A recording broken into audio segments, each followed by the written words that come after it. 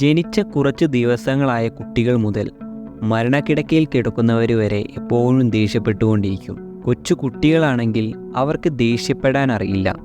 പകരം അവർ വാശിയും കരച്ചിലുമായിട്ട് കാണിക്കും. അതിനു മുകളിലേക്കുള്ള അത്യാവശ്യം പ്രതികരണശേഷിയുള്ള എല്ലാവരും ദേഷ്യമായിട്ട് തന്നെ പ്രകടിപ്പിക്കും. ഈ ദേഷ്യം നിയന്ത്രിക്കുക എന്ന് പറയുന്നത് നമ്മൾ ഒരുപാട് പേർ ആഗ്രഹിക്കുന്നു.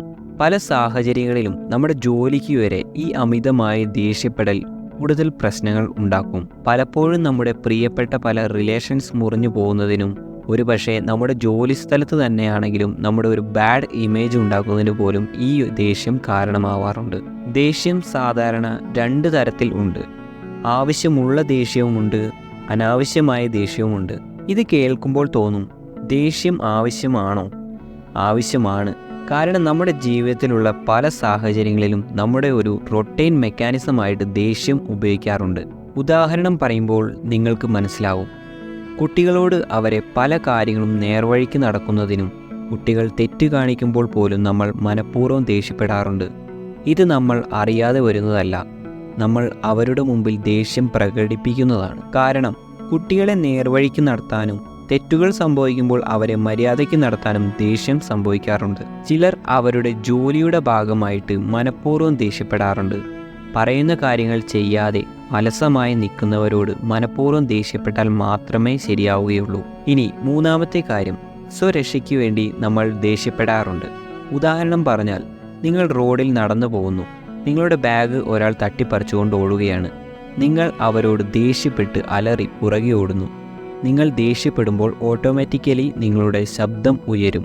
ചുറ്റുമുള്ളവർ ശ്രദ്ധിക്കും. ആ കള്ളനെ പിടിക്കാനായിട്ട് സഹായിക്കും. ഇത്തരത്തിൽ സ്വരക്ഷയ്ക്ക് വേണ്ടി ദേഷ്യപ്പെടുന്നതുമുണ്ട്. ഇതെല്ലാം നമുക്ക് ആവശ്യമുള്ള ദേഷ്യപ്പെടലാണ്.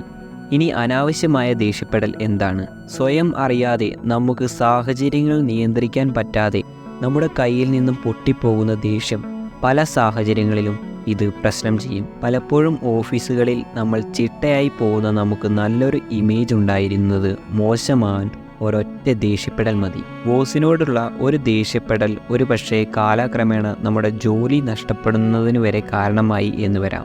ഇതുപോലെ നല്ല സൗഹൃദ ബന്ധങ്ങൾ നശിക്കുന്നതിനും ഇല്ലെങ്കിൽ നല്ല കൂട്ടുകെട്ടുകൾ അല്ലെങ്കിൽ ആൺപെൺ സൗഹൃദ ബന്ധങ്ങൾ നശിച്ചു പോകുന്നതിനോ ഇല്ലെങ്കിൽ നല്ല കുടുംബ ബന്ധങ്ങൾ തകരാറിലാവുന്നതിനോ എല്ലാം തന്നെ ഈ ദേഷ്യം കാരണമാണ്. അനാവശ്യമായ ദേഷ്യമാണ് ഇതിനെല്ലാം പ്രധാന കാരണം. ദേഷ്യം എങ്ങനെയാണ് മറികടക്കണം എന്നറിയണമെന്നുണ്ടെങ്കിൽ ദേഷ്യം എങ്ങനെയാണ് ഉണ്ടാവുന്നതെന്ന് നമ്മൾ അറിഞ്ഞിരിക്കണം. പലപ്പോഴും അനാവശ്യമായ ദേഷ്യപ്പെടലുകളുടെ പുറകെയുള്ളത് നമ്മുടെ ഈഗോയാണ്. അതായത് ഞാൻ എന്ന ഭാവം, എൻ്റെ അധികാരം, ഇതെല്ലാമാണ് നമ്മൾ ദേഷ്യപ്പെടുന്നതിൻ്റെ കാരണം. ഉദാഹരണം പറഞ്ഞാൽ നമ്മുടെ വീട്ടിൽ നോക്കുക. പലപ്പോഴും നമ്മൾ നമ്മുടെ പ്രിയപ്പെട്ടവരോടോ സുഹൃത്തുക്കളോടോ ഭാര്യയോടോ എല്ലാം പൊട്ടിത്തെറിക്കാറുണ്ട്. കാരണം എന്താണ്? ഇവരോടെല്ലാമുള്ള സ്വാതന്ത്ര്യമുണ്ട്. ഇവരുടെ എല്ലാം മുകളിൽ ഒരു അധികാരവുമുണ്ട്. ഇതുകൊണ്ട് നമ്മൾ പൊട്ടിത്തെറിക്കും. ഒരു പക്ഷേ ഇതൊരു സാഹചര്യം നമ്മൾ പുറത്താണെങ്കിലോ അപരിചിതരുടെ അടുത്താണെങ്കിലോ നമ്മൾ ഇത്തരത്തിൽ പൊട്ടിത്തെറിക്കത്തില്ല. അതാണ് ഞാൻ സ്വാതന്ത്ര്യവും അധികാരവും വിശദീകരിച്ചത്. ദേഷ്യപ്പെടുന്ന മറ്റൊരു സാഹചര്യം എന്ന് പറയുന്നത് നമ്മുടെ ലൈഫിൽ നമ്മൾ നേരിടേണ്ടി വരുന്ന പ്രതിസന്ധികളും തോൽവികളും ഒരുപക്ഷെ നമ്മുടെ മനസ്സ് ഉൾക്കൊണ്ടില്ലെങ്കിൽ നമ്മൾ അവിടെ അമിതമായ ദേഷ്യമായിട്ട് പ്രകടിപ്പിക്കാം. മറ്റൊന്ന്, നമ്മുടെ കുറ്റങ്ങൾ നമ്മൾ ഒളിച്ചു വെക്കാൻ ശ്രമിക്കുമ്പോൾ ഇത് അമിത ദേഷ്യമായിട്ട് പ്രകടിപ്പിക്കാം. മറ്റൊന്ന്, മറ്റുള്ളവർ പറയുന്ന ആശയങ്ങളോട് നമുക്ക് യോജിക്കാൻ പറ്റിയില്ലെങ്കിൽ ഒരുപക്ഷെ നമുക്ക് ദേഷ്യം വന്നു എന്ന് വരാം. സിമ്പിളായിട്ടൊരു എക്സാമ്പിൾ പറയാം. നമ്മൾ റോഡിൽ യാത്ര ചെയ്യുന്ന സമയത്ത് നമ്മൾ കാർ ഡ്രൈവ് ചെയ്യുമ്പോൾ നമ്മുടെ റൂട്ടിൽ വേറെ ഒരാൾ പെട്ടെന്ന് ഓവർടേക്ക് ചെയ്ത് കയറി വരുന്നു. പലപ്പോഴും നിങ്ങൾ കണ്ടിട്ടുണ്ടാവും, റോഡിൽ ഓവർടേക്ക് ചെയ്തു വരുന്ന ആളിനെയോ ഇല്ലെങ്കിൽ ക്രോസ് ചെയ്തു വരുന്ന ആളിനെയോ വാഹനം നിർത്തി ഉച്ചത്തിൽ വഴക്ക് പറയുന്ന ചീത്ത വിളിക്കുന്ന ആൾക്കാരെ ശ്രദ്ധിച്ചിട്ടുണ്ടാവാം. കാരണം നമ്മുടെ പാതയിലൂടെ മറ്റൊരാൾ പെട്ടെന്ന് അനുവാദമില്ലാതെ കയറി വരുമ്പോൾ നമുക്കുണ്ടാവുന്ന വികാര വിക്ഷോഭമാണ് നമ്മൾ പൊട്ടിത്തെറിക്കുന്നത്. ഇത്തരത്തിലുള്ള സാഹചര്യം ഒരുപക്ഷെ അപരിചിതരോട് പോലും പലരും ദേഷ്യപ്പെടുന്നതിന് കാരണമാവാറുണ്ട്. ഇതല്ലാതെ ഏറ്റവും കൂടുതൽ കുടുംബ ബന്ധങ്ങളിൽ കാണുന്ന ദേഷ്യമെന്ന് പറയുന്നത് നമ്മുടെ സംസാരങ്ങൾക്കിടയിൽ അനാവശ്യമായിട്ടുണ്ടാകുന്ന ചില ട്രിഗർ പോയിന്റുകൾ, ചില വാക്കുകൾ പലപ്പോഴും നമ്മളെ വല്ലാതെ ദേഷ്യപ്പെടുത്തി എന്ന് വരാം. അത് പക്ഷേ ക്രമേണ ഒരു വൻ വൈകാര്യത്തിലേക്കോ മറ്റും പോയി എന്ന് വരാം. സിമ്പിളായിട്ട് പറയാം, നിങ്ങൾ നിങ്ങളുടെ വീട്ടിൽ നിങ്ങളുടെ ഭാര്യയുമായിട്ട് വഴക്ക് കൂടുന്നു. അല്ലെങ്കിൽ ഉച്ചത്തിൽ സംസാരിക്കുന്നു. ഇത്തരം സംസാരത്തിൻ്റെ ഇടയിൽ ഭാര്യ പറയുന്ന ഒരു വാക്ക്, ഉദാഹരണത്തിന് നിങ്ങളുടെ ഭർത്താവിൻ്റെ അമ്മയെപ്പറ്റി ഒരു വാക്ക് പറയുന്നു, ഭർത്താവിന് സകല നിയന്ത്രണം വിടുന്നു, തിരിച്ച് ശക്തമായിട്ട് ചൂടാവുന്ന സമയത്ത് ഭർത്താവ് ഭാര്യയുടെ അച്ഛനെ പറയുന്നു, പോയില്ലേ ഭാര്യയുടെയും കൺട്രോള്, പോവും, രണ്ടുപേരും വല്ലാതെ വഴക്ക് കൂടും. ഞാൻ ഈ പറഞ്ഞത് പല കുടുംബങ്ങളിൽ സംഭവിക്കുന്ന ഒരു ഉദാഹരണമാണ്. ഇതുപോലെയുള്ള ട്രിഗർ പോയിന്റുകൾ ഓരോരുത്തർക്കും ഉണ്ടാവും. അനാവശ്യമായി ആ ട്രിഗർ പോയിന്റ് ഒരാൾ സ്പർശിച്ചാൽ അവർ പെട്ടെന്ന് വയലൻ്റായി എന്ന് വരാം. ഇനി ഇത്തരത്തിൽ ഒരാൾ ദേഷ്യപ്പെട്ടാൽ അവരുടെ ശരീരത്തിൽ എന്തൊക്കെ മാറ്റങ്ങൾ സംഭവിക്കുന്നു എന്ന് നോക്കാം. ഒരാൾ ദേഷ്യപ്പെടുന്ന സമയത്ത് അവരുടെ ശരീരത്തിലുള്ള അഡ്രിനാലിൻ, നോർ അഡ്രിനാലിൻ, കോർട്ടിസൺ എന്നീ ഹോർമോണുകൾ, സ്ട്രെസ് ഹോർമോണുകൾ പെട്ടെന്ന് രക്തത്തിലേക്ക് റിലീസ് ചെയ്യും. സ്ട്രെസ് ഹോർമോണുകളുടെ പ്രത്യേകതകൾ എന്താണ്? ശരീരത്തിനകത്ത് ഒരു അലാമിക് സിറ്റുവേഷൻ, ഒരു എമർജൻസി സിറ്റുവേഷൻ വരുന്നു എന്നുള്ള ലക്ഷണമാണ് കാണിക്കുന്നത്. ഓട്ടോമാറ്റിക്കലി നമ്മുടെ രക്തത്തിൻ്റെ പാസിംഗ് കൂടും, ഹൃദയം കൂടുതൽ മിടിക്കാൻ തുടങ്ങും, രക്തക്കുഴലുകൾ ചെറുതായിട്ട് വികസിക്കും, നമ്മുടെ പാൻക്രിയാസ് കൂടുതൽ ഇൻസുലിനുകൾ ഉൽപ്പാദിപ്പിക്കുന്നു, നമ്മുടെ ലിവർ കൂടുതൽ പ്രവർത്തിക്കുന്നു. ഇത്തരത്തിൽ നമ്മുടെ ശരീരത്തിലെ ഓരോ ഓർഗൻസും കൂടുതൽ വർക്ക് ചെയ്യാൻ തുടങ്ങുന്നു. വല്ലപ്പോഴുമുള്ള ഇത്തരം ട്രിഗർ കുഴപ്പമില്ല.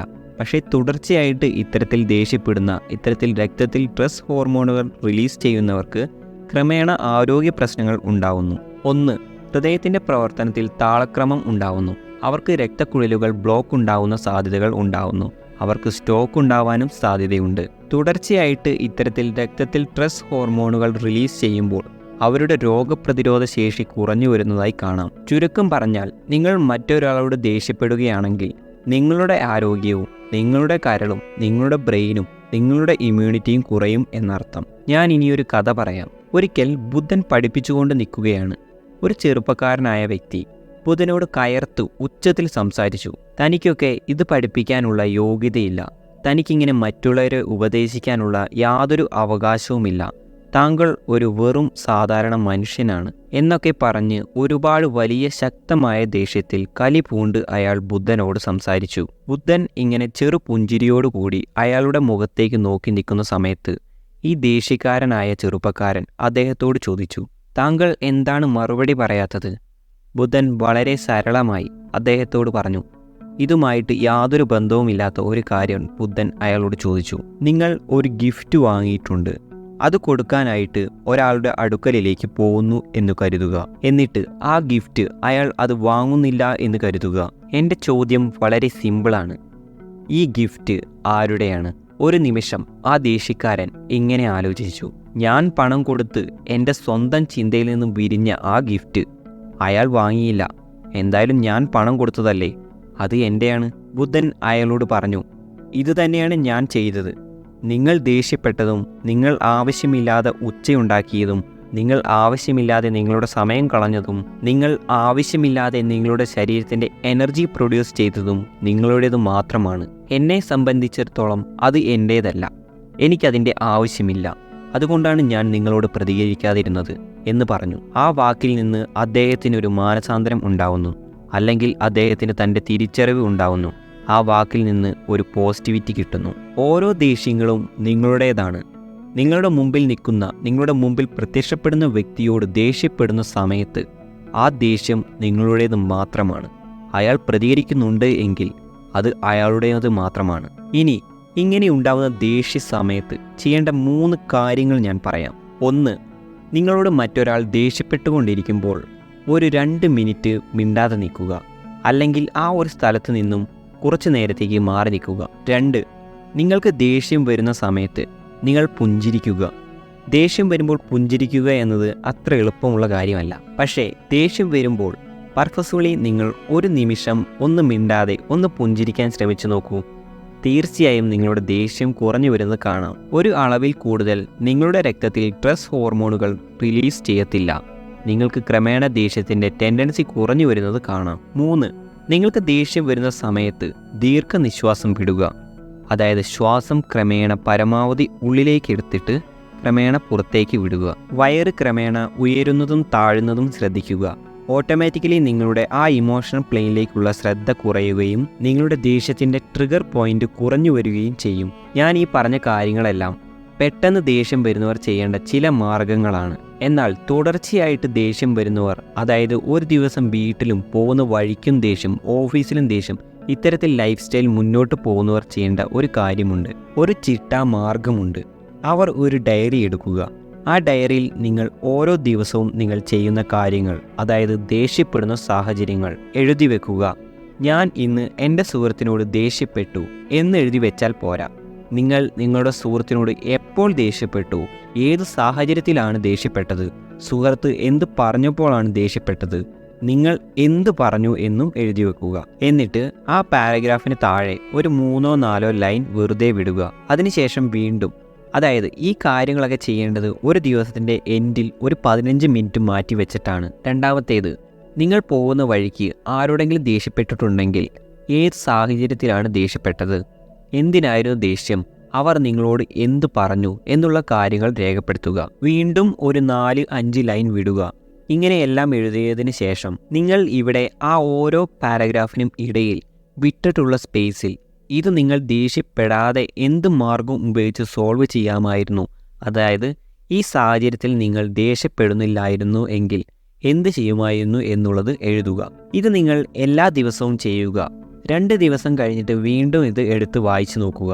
വായിക്കുമ്പോൾ നിങ്ങൾക്ക് മനസ്സിലാവും ദേഷ്യം ഉണ്ടാവാനുള്ള സാഹചര്യം, അതോടൊപ്പം തന്നെ ഇത് ദേഷ്യപ്പെടാതെ എങ്ങനെ സോൾവ് ചെയ്യാമായിരുന്നു എന്നുള്ളത് നിങ്ങൾ എഴുതി വെച്ചിട്ടുണ്ടാവും. ഈ കാര്യവും നിങ്ങൾ വായിച്ചു നോക്കും. ഇത് തുടർച്ചയായിട്ട് ഒരു 3 മാസം തുടരുക. അതായത് ഈ ഒരു ഡയറി എടുത്ത് 3 മാസം തുടരുന്ന സമയത്ത് നിങ്ങൾ ശ്രദ്ധിച്ചു നോക്കുക.